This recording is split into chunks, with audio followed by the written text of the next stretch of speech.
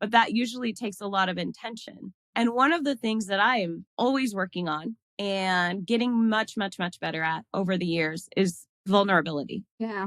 Because for me and my wiring and my personality profile, if you will, vulnerability, it feels extremely scary. But I want to know, as a core HR operating specialist, how do you understand vulnerability in the workplace? And where do you think we get it wrong? Because I Oh, think a lot of people have a misconception, but I want to hear what you think. yeah. I'll use buzz terms that are used today because it changes over time, right? It does. As Yes. to what we're focusing on. Currently, some of those terms is someone being able to show up in their authentic self, Yep. Yep. have the psychological safety to be able to fail Mm-hmm. or have the wrong answer, which is also a failure in some ways, and to know that that's okay Mm-hmm. and that that's a learning opportunity and to move forward.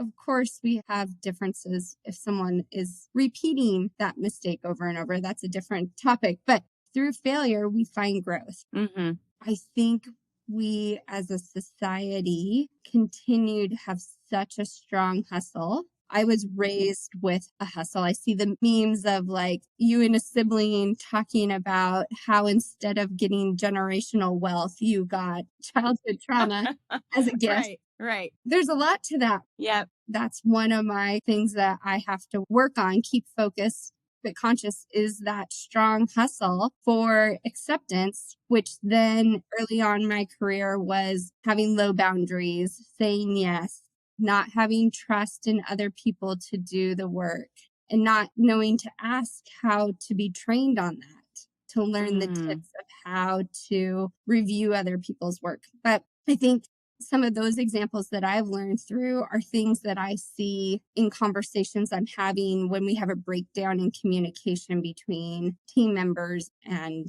operational failures is really then breaking down, well, why is that communication not happening?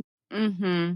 So you get in, you're invited in, and they flipped over the embroidery. You're invited into the back 40. What are the common themes that you are seeing when you're like, oh, because we know patterns emerge, right?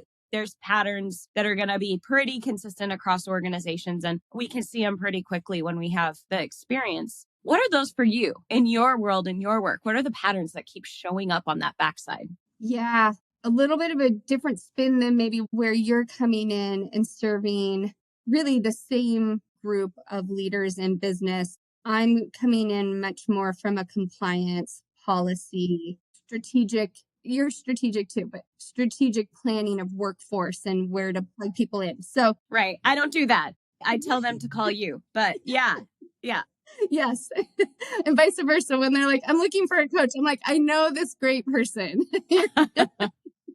So a lot of the times where I'm educating those business leaders on what they don't know, right? They're Hmm. really good at their craft. They are Yep. really good at that.